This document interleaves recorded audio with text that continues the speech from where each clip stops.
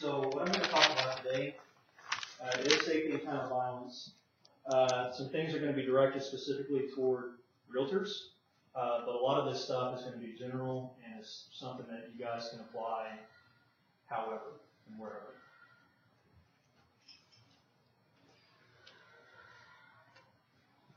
So we believe very strongly at Focus that not only do you have a right to save your own life and the lives of your loved ones, you have an obligation to save your own life and the lives of your loved ones.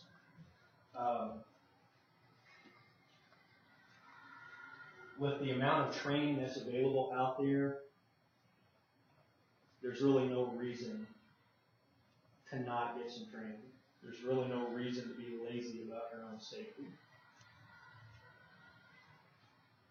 Because if something happens, it's going to be you guys that have to deal with it first. Cops come later. Cops aren't right there. You guys know what I mean? We believe in a good citizen model. As good citizens, we want to be responsible citizens. And that means knowing how to protect ourselves properly. Alright, so first things first, we're going to look at identifying violence. A lot of people have an idea of what violence is. Sometimes it doesn't match up with reality. So we're going to talk a lot about what violence looks like.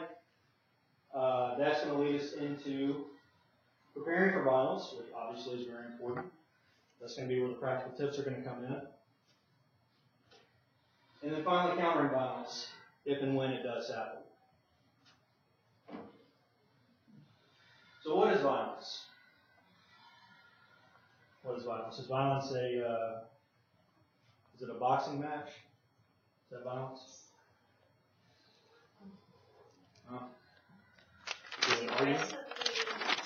Entering your personal space. Yeah. Absolutely. Absolutely. The behavior involving physical force intended to hurt or kill someone. So you notice that this is a little bit different than like an argument, right? I'm not talking about two people just kind of having words. I'm talking about someone looking to injure or kill the other party. However that ends up happening.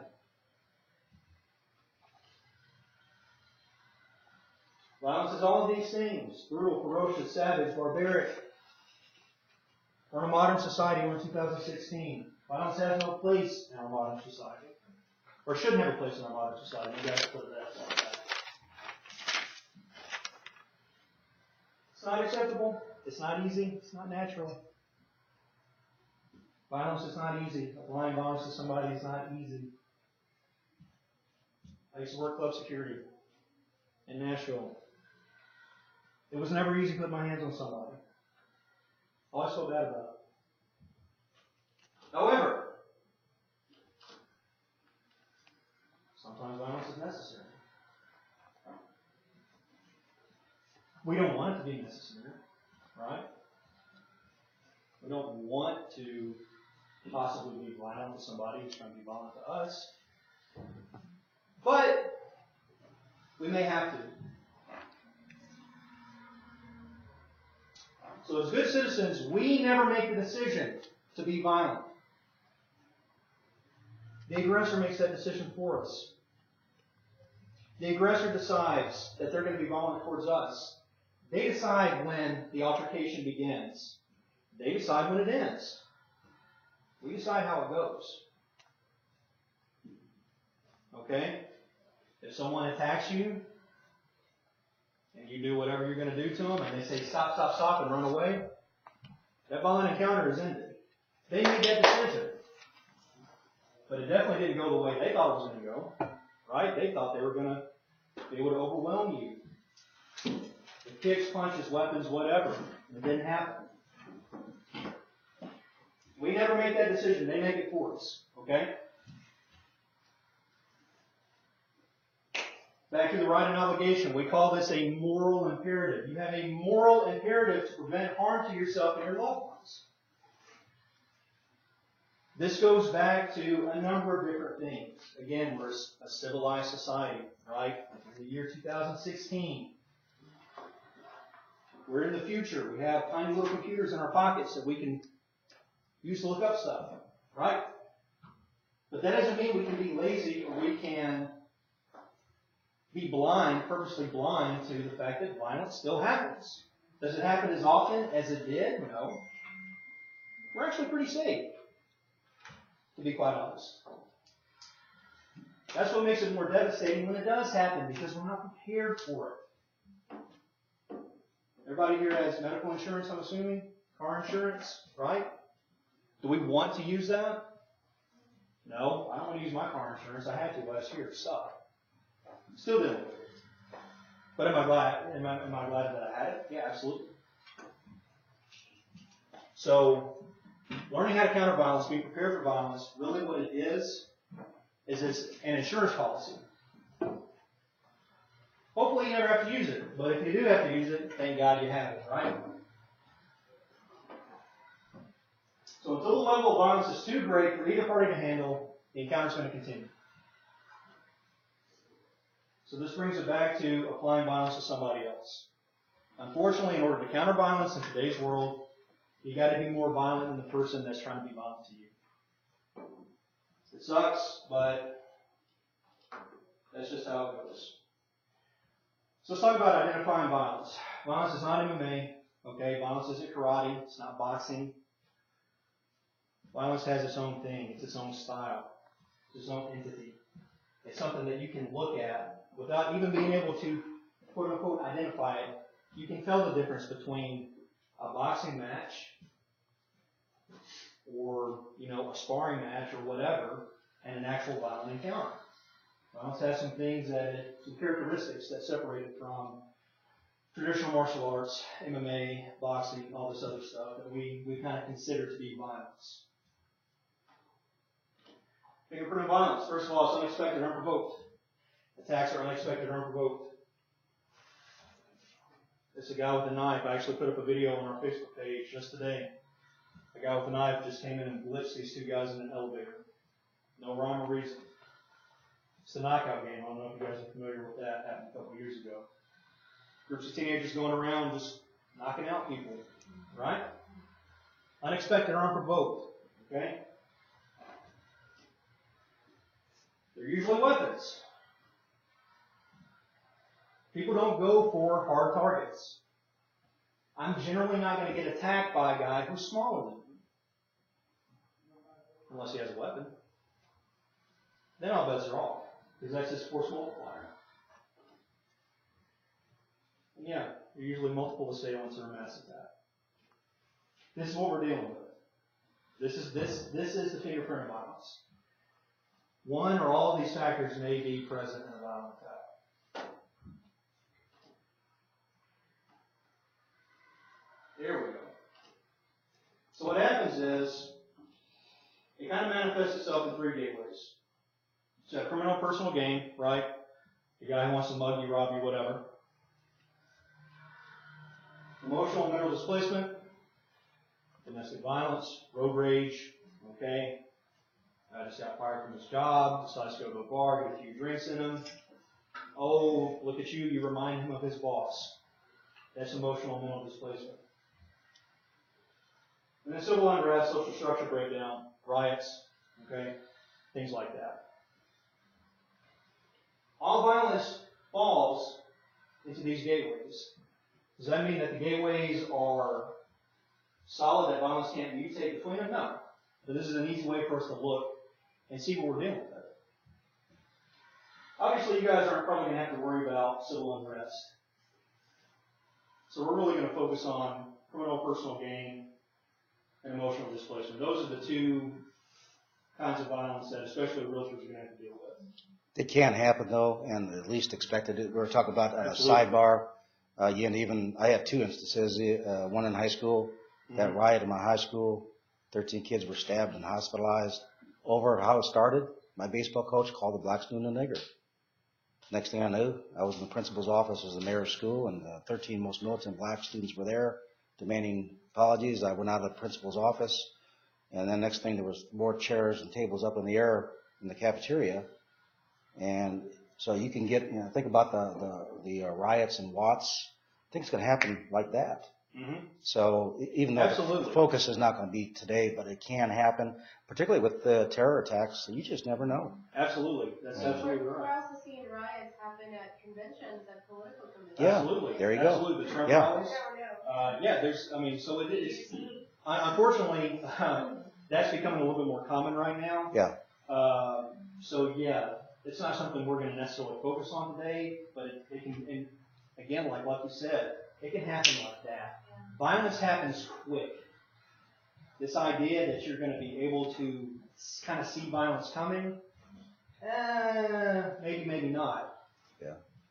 But One thing I'll point out that I learned way back then was people that you think you know, but when something like this happens, they're just like a different person, and they'll side in with the attackers, and some of them sometimes. One of my better black friends called me and said, "Lucky, I'm being threatened if I don't join in with these militants to stab and try to really hurt people, including kill them. Then I'm going to be called Uncle Tom's." I said, "Just do what you got to do to be safe, but understand that people also change. People that you think you would never think they could act that way. It's the pressure they're getting." yeah, social pressure is huge. Yeah. Social pressure is huge in this. So the criminals, there are a couple things to look out for. First, criminal and personal gain is predatory, okay? They're looking for prey, right? What does a lion do when he's hunting for a gazelle? Does he go for the biggest, strongest gazelle? No. Goes for one that he thinks he can take down easily, right? Premeditated. And time sensitive. Why? Because they're afraid of getting caught. Criminals are afraid of getting caught. All this stuff manifests at the beginning. Okay? Criminals want to be in and out really, really quick. They're not looking for a fight. They're not looking to throw down with somebody. Because if they end up getting hurt, well, now they're a target.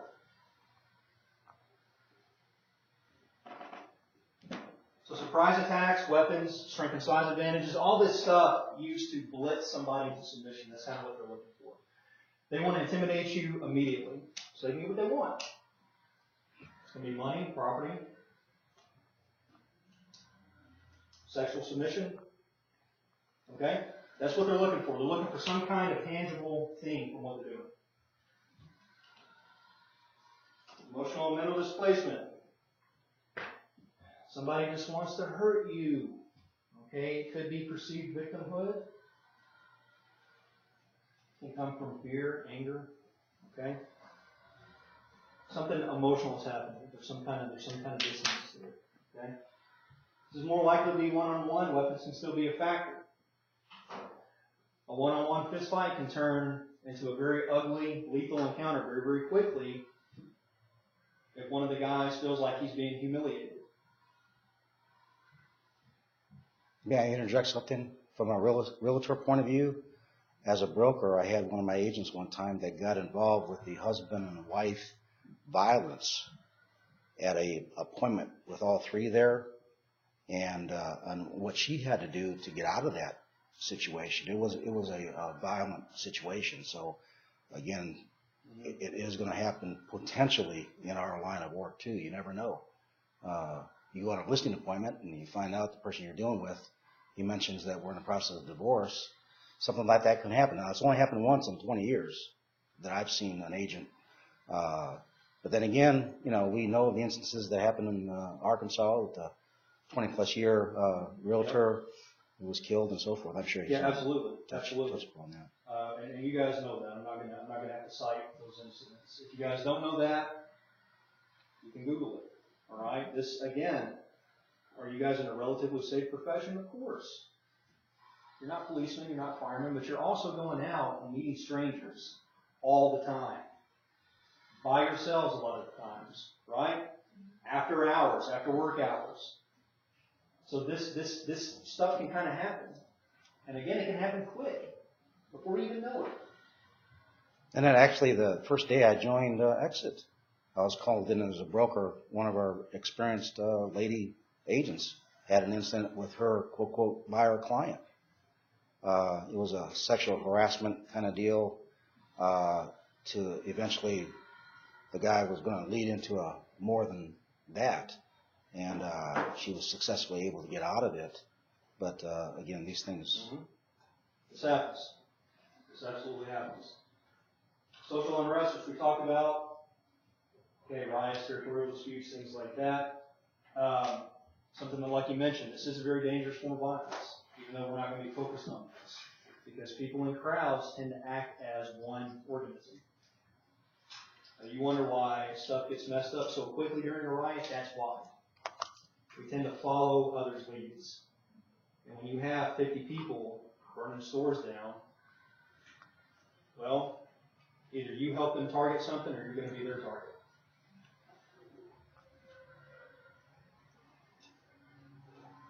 So like I said, we're just going to look at criminal gain and emotional displacement today. So this is something from a 2011 Realtor Safety Report. I'm going to go ahead and let you guys read this. So this is a perfect example of criminal gain mutating into emotional displacement. Mostly because the guy didn't get what he wanted and he decided to up the level of violence. Unfortunately, the realtors that were involved in this, although they may have been non-compliant, weren't either willing or they weren't able to carry that level of violence up to where it was going to stop this guy from committing assault or murder. Sometimes it's not enough to say no, no, no. Sometimes it's not enough. You got to do more than that. Let's talk about preparing for violence. Situational awareness, very, very important. Mental attitude, the most important. Layers of protection. So, come on, situational awareness. Let's talk about this. Who and what's around you? How are they interacting with the environment? We all have these ideas of how things should look, right? You know in your head what it's supposed to look like when you do an open house or when you meet a potential buyer or when you come into the office. Okay, you have this mental model in your head about what that thing is. Now, if something disrupts that,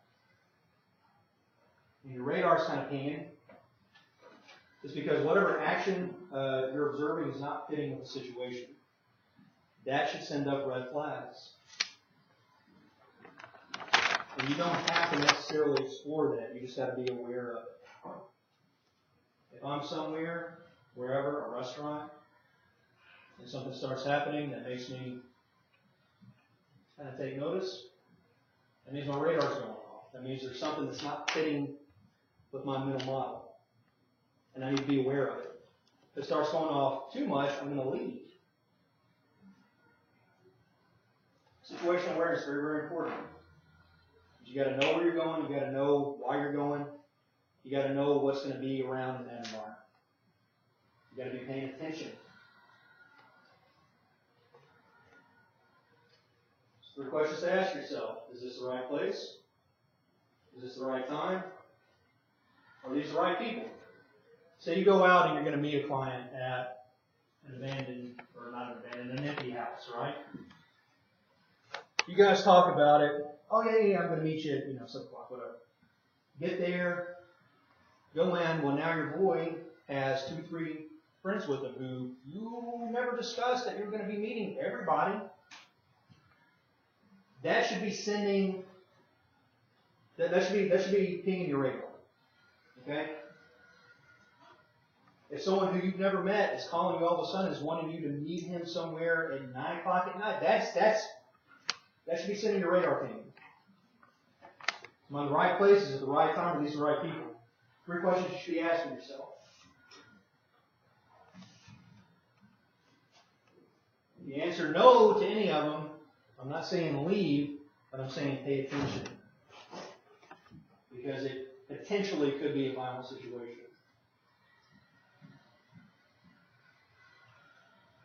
So So we kind of use colors.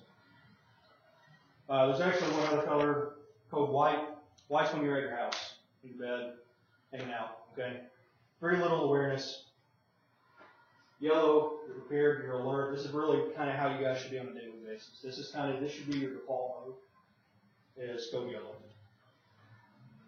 Looking around, taking stuff in, relax, but prepared. Orange, we got a little bit of probable danger ahead, okay? This is when you start getting that weird feeling when you're walking up to a house or when you're out with your friends and something happens that's not fitting with that mental model. You get that. That's your code orange. And of course we have code red. It's action mode. I put confronting the danger, escaping the danger is also another option if you're able to. I would definitely not recommend confronting the danger if you don't have to. Try to find an exit if you can. But not like confront. So yellow, that's where you need to be most of the time. Orange and red, that's where your preparation comes in. So your physical training, your force multipliers you guys carry, pepper spray, your guns, or knives, or whatever that is. That's where you need to make sure that stuff is accessible if you have time. So what is your safety word?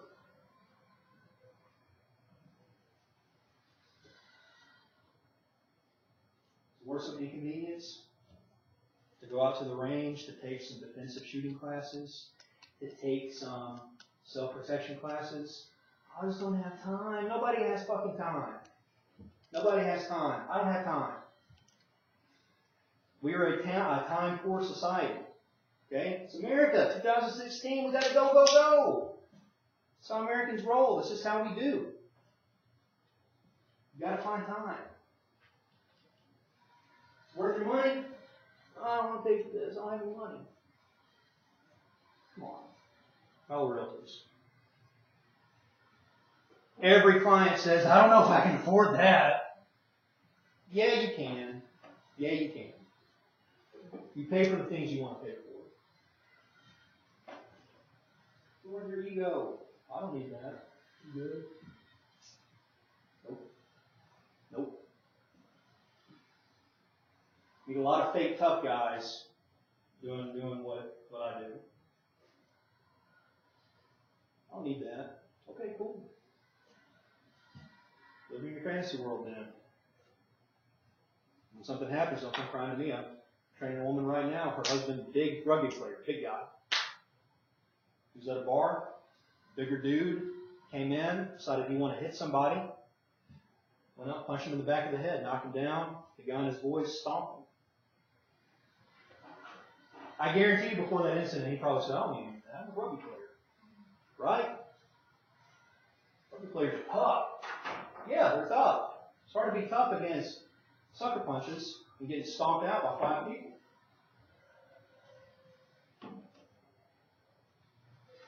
Well, that messed up. Don't worry about it. Okay, so again, we need to start thinking about setting barriers. This falls under communication and control. It's okay to set barriers for yourself. It's okay to set barriers for your potential buyers and your clients. That's okay. I know you guys are trying to make money. I get it. I understand. I'm trying to make money too. But you got to have barriers set up at the beginning. Information is power. We are in the information age. We all have smartphones. All of us. We need to start using this stuff to our advantage. Why can't you look up a client on Facebook? I served a summons on a guy one time. I didn't know him from Adam. A friend of mine just wanted me to help. Found him on Facebook. Found his whole life on Facebook. Knew where he worked, knew where he lived. So I would serve the summons. Easy peasy. Use the information at your fingertips. Don't leave the chance what can be prepared for.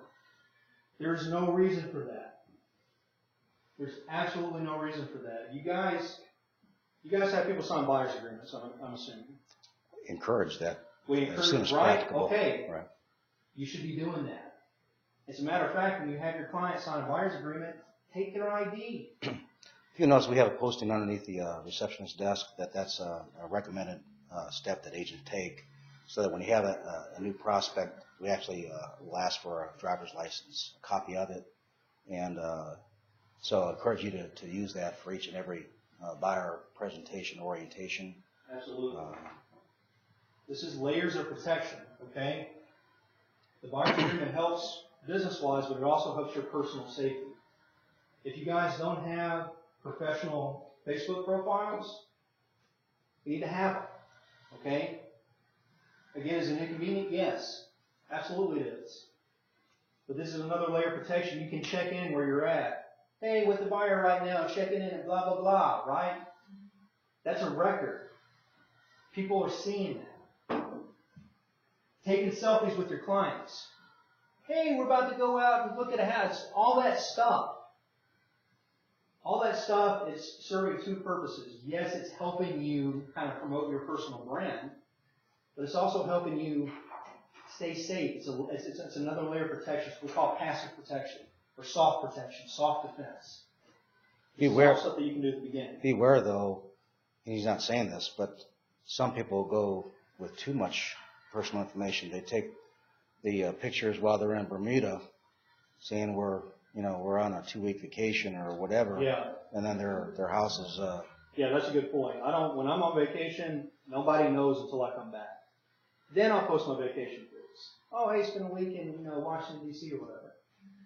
That's why I say have a professional page, have a professional profile, because that allows you to keep business, personal stuff separate in your business, right? Maybe I don't want people knowing that I'm married. Maybe I don't want people knowing that I have 3 kids. Okay? This is a big one. Consistent, standardized procedures for every customer and every employee. These are systems that have to be set in place at the beginning that you follow. Okay? Steps that you take every single time. Regardless of how you personally feel about the client.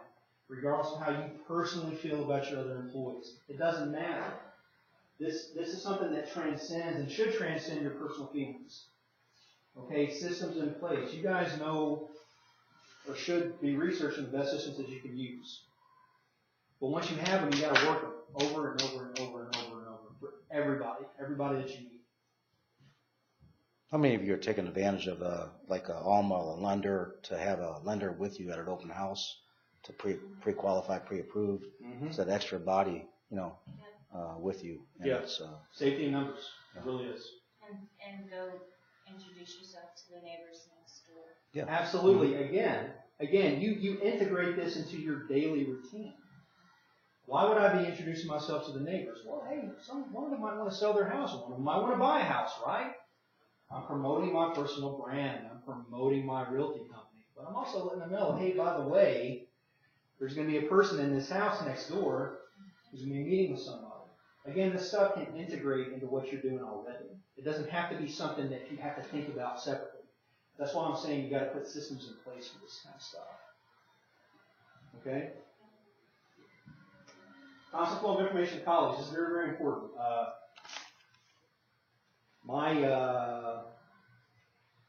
want to break my own protocol real quick. My wife is a school social worker. I don't know if you guys know, a few years ago, 3 years ago, there was a little incident. Just kept hush-hush, where some school social workers were on a home visit. They had a gun pulled on them. It was some kind of gang thing. I don't know what it was. Well, Rutherford County kept it real quiet. I don't know if we don't want anybody talking about that. But the problem was nobody knew where the school social worker was. She kind of went out to this home visit. She didn't tell anybody. She didn't let anybody know. Oh, hey, there's some extra people here. This is weirding me out. She didn't tell anybody. And she got held hostage for like 15 minutes. It wasn't long, but it was long enough. 15 seconds is too long to be held hostage. So constant flow of information to your colleagues. Let your friends in the office know, oh, hey, by the way, I'm going to go meet this person. Text them. Okay? You got to set up little checkpoints like that. Well, we have like our own little Tabor team, we have our own private Facebook group, right? Yeah. So that's what we should be doing, is we should be putting in Absolutely. where we are at that moment, even if it's just the group that's seeing it. Absolutely, Yeah. absolutely, yes. And if it's again, during- like you said, we're not getting super personal with our information, right? We're still keeping it professional, Right. but it's that extra layer of protection that we can use. And if it's during the business hours for the office, Monday through Friday, if your gut tells you you get into that orange, close to red, if you call in and let's say you're at 123 Main Street, get the receptionist, I'm at 123 Main Street, can you pull that red file on my desk? That's the trigger. We're going to send out emergency personnel and utilize people, some people like Max with his law enforcement background as private detective. Were you a private detective or was it a It was criminal investigator. criminal investigator? Okay. And if you have any questions for additional support beyond people like Yeah, Caleb, all this stuff is very, very important. And again, I'm not saying that this is likely to happen. What I am saying is it does have a chance of happening. I believe you mentioned technology. I think things like droids and iPhones, there is a mechanism where you actually have you have access, you give it whatever emergency name or number immediately and the location. I think it's a set up GPS, is not? There's if you go to your map section, like with the Galaxy, you can share a G point. Mm-hmm. Like, let's say if you're letting your husband know, and you can just share your G point, and he can see where you were for the past 18 minutes. I think it gives it. Okay. Absolutely. And where you're going. So if you like open it up and share that G point, if you're moving, if your phone is moving anywhere, they can track you. Do that. Yeah, there So are your apps. husband always knows where you are. Well, if you want it, only Or if you whoever. want to give it. Right. No, you give a She's chance. back in Right. Like you give a chance a person to see where you are for the next 15 minutes and track track where you're going, where your phone is going. Yeah. But it's a limited amount of time. But at least you're showing somebody a pinpoint of where you are. They even make like jewelry now that one of my friends was telling me that it looks just like regular jewelry because I mean if somebody takes you they're probably gonna throw your phone away, but with the jewelry they don't know that it has a little chip in it so it can alert you. Yeah. Yeah. So again, all this stuff, utilize the technology that you have available. There are apps on phones that you can get for free that are safety apps. Okay, one button that'll dial 911 for you with GPS. There's In that scenario that you were talking about, if you were supposed to meet some guy and then two others show up and you're kind of thinking, well, this is sketchy. I mean, what do you do? I mean, you're thinking, okay, these could be like really nice guys and it's no big deal, or because you don't want to offend your client, but on the other words, you want to be you don't want to safe. right. You don't want to offend your client. But again, going back to what I said before, is it worth ego? Is it worth offending your client? But Okay. what if you're at the front door with them going in and those other guys drive up? Why can't you just say this is not something we agreed to? I think we need to reschedule. Why do you have to beat around the bush? If you're visiting a house that's vacant, you can also have your client go see their house alone and just wait for them outside. I've had a realtor that's done that multiple occasions. When people showed up and she's not expecting other members to show up with a family, she'll just stay outside, let them go in, take a look at the house, if the house is vacant. Yeah. This And then, this goes back to what I was saying earlier about setting barriers. Okay, this is a barrier that you set with your client beforehand. And you let them know, when I'm going out with you, when we're going to look at houses, here's who I'm expecting with me, here's who I expect you to have with you. All this stuff. You give them expectations at the beginning. And if they don't meet them, well, now you have something to fall back on. Hey, man, I told you at the beginning we were going to do it this way, and this way. I would feel more comfortable with us rescheduling. And here's the thing. And I'm not going to say this 100%. But people who have no ill intent, they're going to be like, oh, I'm sorry, my bad. I didn't think about that. Okay? Well, we have ill intent, and go, well, what's the problem?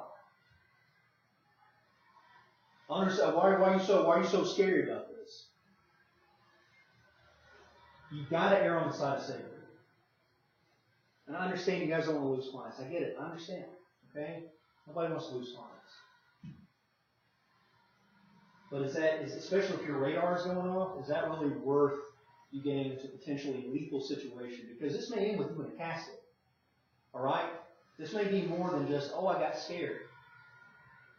This may be your face is on the news. This may be your family crying, why didn't anybody do anything? That's what I'm talking about. Okay? So again, it goes back to barriers. It goes back to expectations. You got to set those at the beginning for your clients. Okay, you can call sheriff's deputies if you're getting a creepy feeling.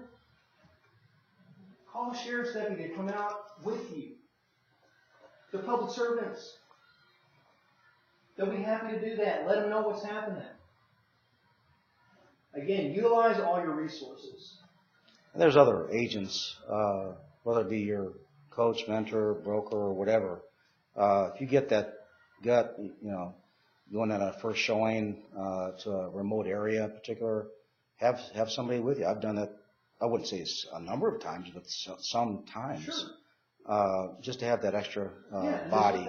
There's nothing wrong with that. And you could even, as far as the client, you could say, in some cases, you could say another agent here to shadow, this experience showing properties or whatever, or they don't have to know that you're concerned from a safety standpoint. Yeah, absolutely. Back what you were saying about like your layers of protection, it could also be just in your simple conversation, because the person that's going to attack you, they don't want to get caught. So if you're saying, oh, I'm meeting my husband, after this showing, they know that somebody's going to be expecting you. Yeah. Or if you say, hey, just give me a quick minute, I'm going to go ahead and make a phone call, I'm meeting somebody right after this, they're going to kind of know that you're letting somebody know where you are. So they might be, just take a step back and not do that. If it is a client situation that you're feeling uncomfortable.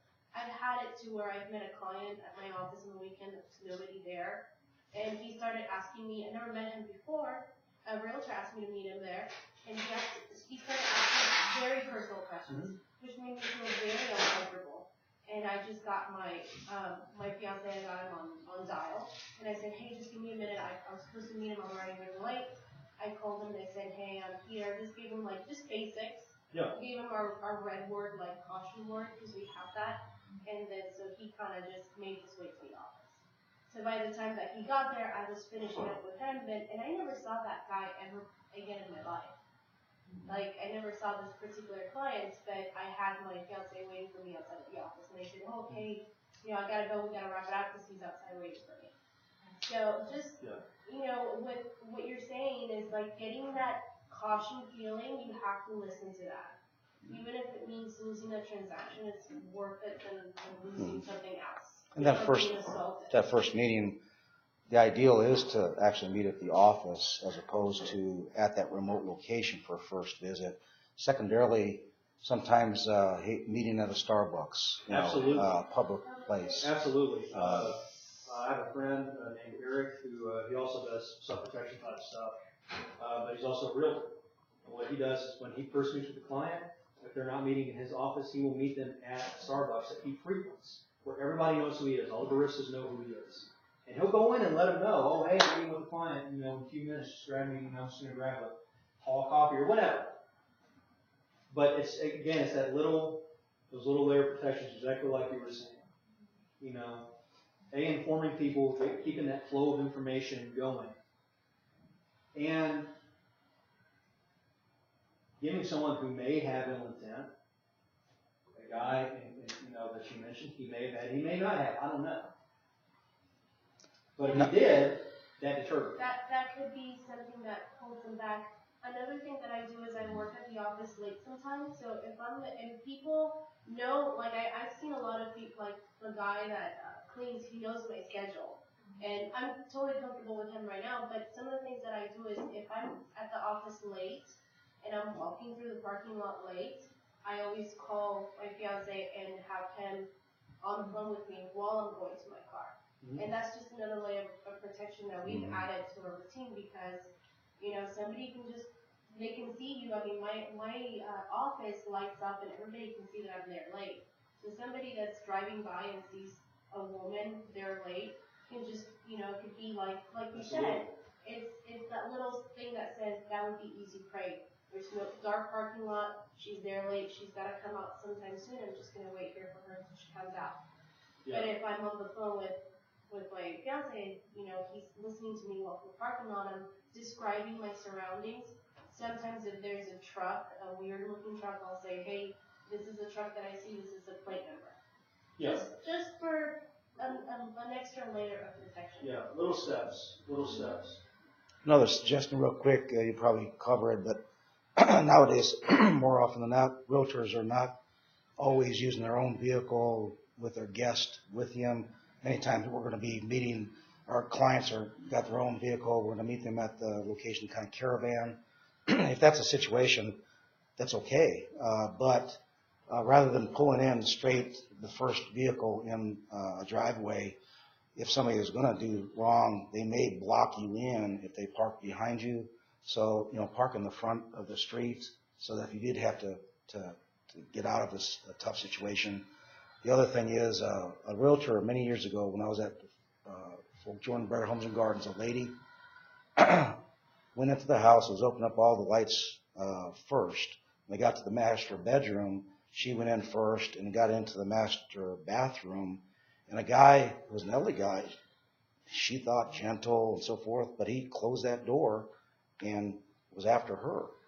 And she fought him off, got out of it, but she got so scared she left the profession. Yeah. But the point being is, either like the point you're saying is maybe be at the front doorway if it's a vacant house, let them go ahead and go through, or let them be the leaders into the house and you follow behind. If you have to make some movement toward you, then at least you have access to get out of a situation. And if you're looking at a two floor house, let them go upstairs on their own. Just stay downstairs by the door. Yeah, don't do that if you're if it's occupied. Yeah. Because then you got that fiduciary responsibility to. You could be held somewhat negligent if things were alleged to be stolen, and then a judge says, "Well, where were you? You know, when you were touring this house with this buyer who allegedly stole the stuff?" Well, I stayed outside, and you know that's a potential problem. They're going to attack you. They're more likely to do it in a vacant than an occupied house. People in an occupied house, people are coming. So I mean, it's also an opportunity type of thing. They're going to be more likely to attack you when it's dark, in an alley, with a vacant parking lot. Yeah. You know, vacant house. Those are like things that these people look for. They look for that opportunity. Yeah. In your buyer orientations, a good time to, I'm sorry, are we okay? We're going to run a little over. But another thing that I picked up a while back, and it seems to have that almost a chilling effect by saying, this is how, when I set up appointments for you and so forth, and you go through the steps, but understand, Mr. Buyer, that even though you've seen a lot of pictures online of a property, we don't know, it could be every house that we see, they've got their own video cameras. And if you start, you know, and just that knowledge or that reminder, if they were inclined to do something wrong against you, it may be recorded inadvertently. So I think that might be a good tip to just say in the standard modus operandi of showing property, understand that recording is what you say and also what you do. Maybe unrecorded, being recorded by the homeowner.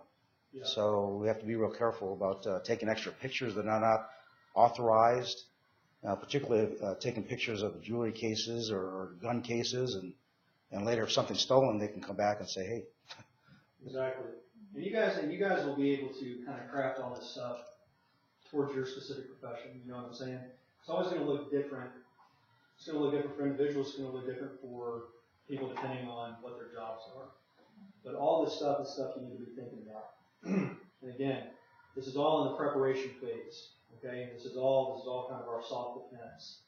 This is the stuff that we hope is going to work, so we don't have to take it to a physical level, so they don't have to take it to a physical level with us. So there's going to be physical training. In order to counter violence, we must train against violence. So when we're training, you know, when we're doing physical training, things like unprovoked, unexpected attacks, weapons, mass attack, that's our template for training. This lady that you mentioned that left the profession even though she fought this guy off. I'm not a psychologist, but I'm guessing it's because she's not inoculated. She was not inoculated against violence. Okay? We need to be able to inoculate ourselves against violence. That's just as important as the physical moves. I mean, I could show you guys all the moves. You know, we could do 2 hours where I just show you guys a whole bunch of moves. What good is that going to do to you? If you're not used to training against somebody who's actually coming at you, trying to hit you, right? We need to be able to train against violence. So all violence has common characteristics. We call these common characteristics and focus force resistance. Okay? Force resistance is asymmetrical. There's definitive pressure and there's an active attacker. So essentially, asymmetrical means this person has an advantage over you. This goes back to what we were talking about before. There's going to be a size advantage, a weapons advantage. There's going to be multiple people. All right? I haven't seen it any other way outside of like a 5th grade, playground fight. This is just how violence looks. It's not in a dojo. You're not wearing the white pajamas. Okay? Terrain's a factor. Weather's a factor. You guys have ever tried to do Brazilian Jiu-Jitsu on concrete? It sucks. Just FYI. All this stuff is a factor. There's definitive pressure. Again, the person attacking you is going to keep attacking you until they get what they want. If they beat you down, if they, get your purse or your wallet or whatever, they have a goal in mind. Even if that goal is just, I want to hurt this person. So there's definitive pressure that we have to be able to train against. And of course, an active attacker. The attacker stays active until the objective is carried out, or until you arrest his objective enough and cause enough violence to him that he stops. But these are our hallmarks of violence. Okay? Asymmetry, definitive pressure, and active attacker. You guys are looking for training, and you go to blah blah karate school, and they're doing their self-defense test, grab my wrist. Is that an active attacker? Is that asymmetry? Is that definitive pressure? No! No! Because people don't do that in the street. I've never seen a fight where they start off with a wrist grab. Ever. Ever. Have you ever seen that? No, it doesn't happen. It does not happen. I've seen a lot of fights start off with a sucker punch. I was going to say, that's usually what happens. Or a shove, right? And then a punch. I've seen that a bunch of times. What do you recommend for women to carry? Like I have a stun gun and I've got mace, and my cousins who are big guys, like 6'3"ish, they were telling me that like the stun gun, if it's a big guy, it cannot stop him sometimes if he's got all the adrenaline going. Yeah. And it really that is true. That is true. Let me just put it like this. Anything that you decide to carry, you need to be able to use properly. You need to be good with it. Okay? I personally am not a fan of stun guns. Simply because of that. But again, anything you carry can fail. Alright? You can still shoot somebody and they can keep coming at you. Putting a bullet in somebody doesn't necessarily kill them. Yeah, It doesn't even stop them. like a gun, shooting somebody, that is... It's lethal. If you're not 100% that they're trying to hurt you, It's lethal. I Yes. would stun somebody and they're Yes. going to be okay later, but if Yes. it's shooting somebody, Well, I want to and be that's 100%. Absolutely. And there's a force continuum that you kind of have to look at. But whatever you carry, you need to make sure that you know how to use it. You need to make sure you can get to it. Like, would you say a knife? Like what? I generally carry a blade because I know how to use a blade. And I can make a blade non-lethal. But I'm not saying everybody should carry a blade. Again, I personally do not like stun guns. That's just me. You're going to find other people that are going to tell you differently. What I am saying is whatever you carry, make sure you can access it. Make sure you know how to fight to it. We're in Tennessee, right? We're in the patron state of shooting stuff. Everybody carries a gun. Oh, I don't need this. I just have a gun. Cool. You ever tried to draw when someone's punching you in the face? It's difficult.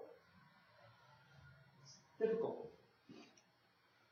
Not as easy as going to the range, getting your isosceles triangle stance and doing all your stuff, okay? You gotta be able to fight through it, whatever you're carrying. Whatever you're carrying. I would recommend a blade, that's my recommendation. I don't like mace, I don't like stun guns. That's just me. That's just I me. like mace, cause I would think that if you do get it into their face, it is gonna kind of come up a bit. If you get it to the face. My Yeah. questions were saying they were like, mace isn't good either because, I mean, most likely you're gonna get some of it in you. It's really not gonna stop this big guy. I'm like, well, great, there goes my 2 mows that I felt comfortable Look, with. and listen guys, I'm not saying don't carry that stuff. Okay? I'm not saying don't carry that. What I'm saying is, again, not to be a dead horse. If you carry it, make sure you know how to use it. Practice with it. Alright? Practice getting to it. Right. Practice getting to it when someone's giving you a lot of pressure, throwing attacks at you, trying to stab you. Right? With training knives and all this stuff. You need to be able to practice this stuff under pressure. Otherwise, you're not going to be able to use it under pressure, regardless of what you do. I don't care what it is. 357 Magnum, doesn't matter. So whatever you carry, know how to use it. You know, one of the things that you were saying was that you felt fairly comfortable with mace and you felt fairly comfortable with stun gun. Mm-hmm. You didn't feel comfortable with a firearm. Mm-hmm. I think everybody needs to realize that whatever you carry, you better be comfortable using it and be prepared to use it, because if you're not, it will be used against you. And personally, I prefer .45 caliber, but that's, myself. Right. That's myself. I've carried a gun since I was 19 years old. 24 hours a day, 7 days a week, if I'm not in my safe zone, which is inside my house, and even there, it's within arm's reach most of the time. Do you know that in this country, you are 7 times more likely, if you carry a gun, to have that gun used on you than you are to use it on somebody else? And that's the point I was trying to make. You've got to be prepared to use it. You've got to train with it over and over and over. I've been a police officer for 39 years. I still go to the range once a month, which is, Yeah. And those skills decay. Going and getting your concealed carry permit. Oh, I'm good. I got my concealed carry. I'll never have to. No. Because to me at night, you gotta be close enough to like stab that person. I wanna be able to back up a bit and try and fire them. Sure. But even with a gun, most gunfights occur within 3 to 5 foot. Mm-hmm. I can't stab them. I can shoot them in the head. but I can't stab them. Fair enough. You don't have to stab somebody with a knife. You can cut hands. Yeah. Getting a finger chopped off is going to deter somebody. Well, wouldn't it like a stun gun to the genitals kind of like take them down at least? Sure, they're wearing jeans. Yeah, well, that's what they kept telling me. They were like, big guys, they're like, it's really, they've got all that adrenaline going. Yeah. It's not going to, Where are you at on this? What's happening? Are you down to that level? Are you down at genital level with access to your stun gun? Do you see what I'm saying? Yeah. All this stuff is stuff you have to ask. And again, it's because people don't know what violence looks like. And you guys shouldn't. I don't expect you guys to know what violence looks like. I expect him to know what violence looks like because he's a police officer. I expect him to know if he grew up in Chicago Heights. I don't expect you guys to know. Why would you? Which is why you need training. There was a neat, we had a safety defense when I was at Train years ago in 1978, and the law enforcement person had devised what it looks like to you and I as an ice scraper, a hand scraper, and there was a hole cut in where you could put to grab the inside of it, and it was a keychain. You had a keychain, and actually you walk across a dark parking lot from a shopping mall. You had this so that if you did get attacked, unexpectedly, you got something that could be used as and it was, it's a self-defense, but it wasn't a provocative kind of thing. Yeah. And, It didn't look like something. yeah, so I thought that was, and I carried that for years. In fact, I still got it. Yeah. And that's the thing. And again, this goes back to our responsible citizen paradigm. This goes back to this moral imperative. You should be carrying this stuff, whatever that is. And you should know how to use it, whatever that is. That is your right and your responsibility. Don't take my word for it. Hey, if cops could drop out of the ceiling, then I wouldn't be here talking to you guys about this stuff. But they don't. You are always going to be the first responder. Always. Because you're the one in the situation. So you can't, giving your safety over to somebody else, regardless of how well trained they are, regardless if it's their job to serve and protect, is irresponsible. It is irresponsible. You've got to handle it yourself first, because the cops aren't going to be right there to stop it. Let's talk about the counter-violence algorithm. Aliveness, adaptability, and aggressiveness. This is how we train. When we're talking about physical training, this is how we focus counter-violence training. Aliveness, adaptability, and aggressiveness. All ranges, weapons, not weapons, mass attack. And we learn how to turn up our aggressiveness and turn it down. That's how we train. We need to be able to adapt to someone pulling out the knife, pulling out the gun, pulling out whatever. Getting in the back of the head, all this stuff. We do it safely, obviously. It's not Fight Club, not hitting each other with full power shots. That's not how we do it. Keep it safe. But that energy is still there. You guys know what I'm saying? Can I borrow you real quick? Mm-hmm. Just to give you an example. So I don't do this. Right? That's not aggressive. I don't go full speed at Lucky either, saying he's my student. But I will give him that energy. Right? Not throw a shot. It's real slow. So we can train against it. But I'm not doing this. Double lapel grab. No, that's ridiculous. There's shoves, there's knives, there's all this stuff. There's bad words. People who are violent use bad words to each other. So You what say is the something to me? most Right. common thing, how does someone, what is the most common way they come at you? Punches and tackles. Punches? Punches and tackles. You'll have guys swing. They'll try to tackle you. They'll swing. They'll pull a knife. Because pretty much the guy tackles any of us girls, we're going down. Yeah. We Grabs. got heels on or whatever. Grabs are the same way, but it's never a grab like this. It could Okay. be like a grab from behind, they'll grab you Yeah. from behind and like. But whatever it is, it's violent. Okay? So again, we gotta train against violence. Not against what we think violence is. Oh, this guy's gonna grab me here. No, that's not gonna happen. That doesn't happen. Women get hit too. Ladies, y'all worried about getting grabbed? Yeah, that happens. I need to be worried about getting hit as well. Well, I'm sitting here looking at it, and I can see two of you. I can't see your hands. Raise your hands up. Okay? You don't apply necessarily for this scenario. But both of these two have weapons on the end of their fingers right now that can do serious damage, and it's always there on the end of your finger. Be sure, since you've got the nails, use the nail hardener. And I know that, I don't know what you go into No, in your absolutely. class, but the nail hardener keeps them from breaking, keeps them from chipping. Those will hurt somebody Yeah. bad. Now take your nails. Show me your nails. Now think about taking your thumb and jamming it right in somebody's eye. Think that's going to stop them? Yeah, probably. Any of our fingers will do that. But you've got the extra thing is that you've got a blade. Right. Yeah. You're like Wolverine. And it doesn't take a whole lot of training to learn how to use your fingernails. Yeah. And that's the kind of stuff we do.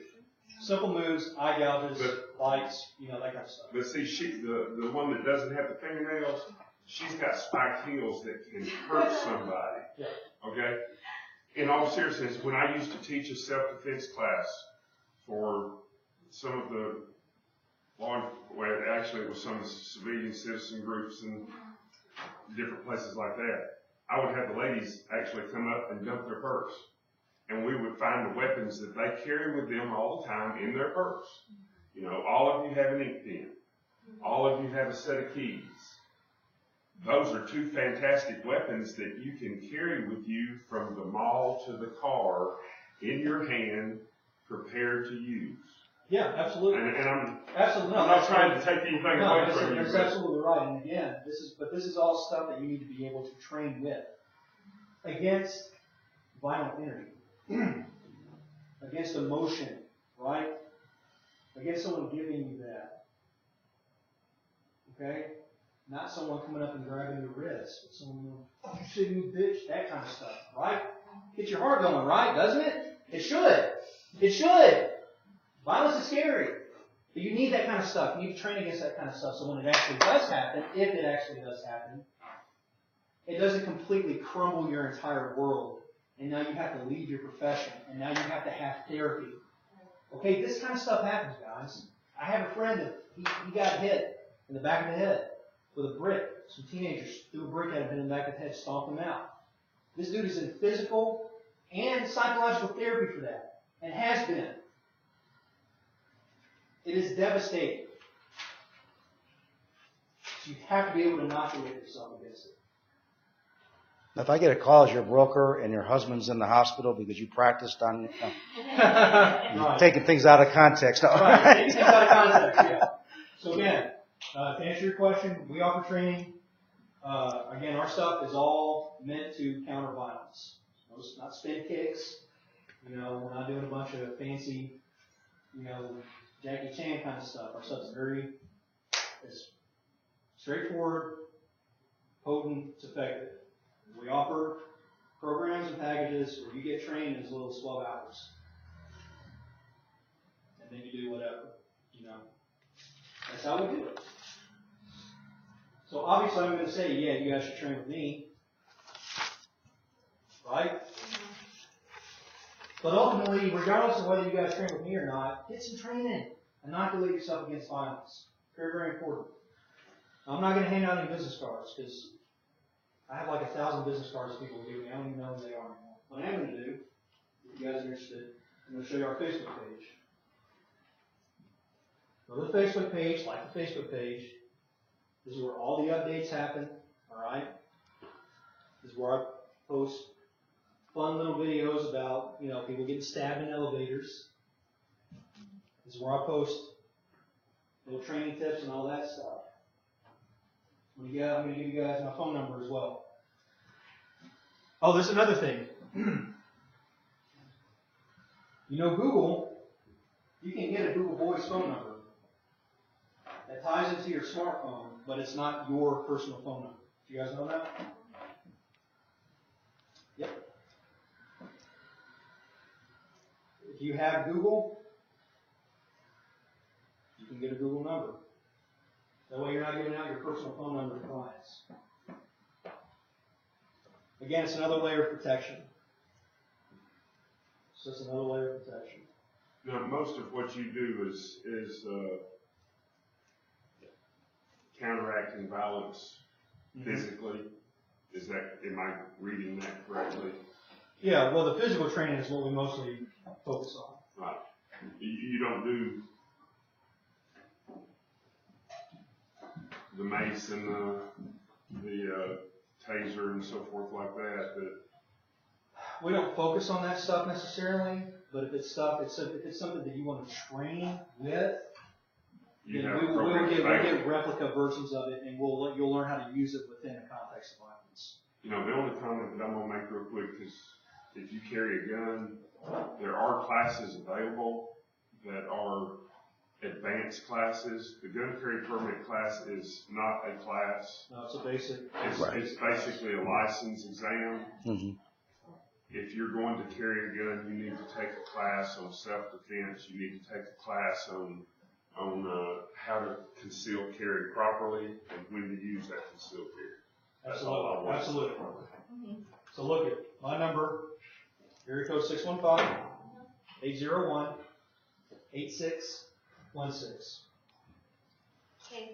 Caleb, yes. Do you guys have any other questions, concerns? Do you have a facility in Murfreesboro? Like, or do you always come to here? Like, if we did a class. I bring the training to wherever people go. Okay, alright. Now, I do a class that's in the park on Saturdays, but I don't have a dojo or anything like that. Okay. Thank you so much. Thank you. Appreciate it. Thanks so much. Okay, thank you. Okay.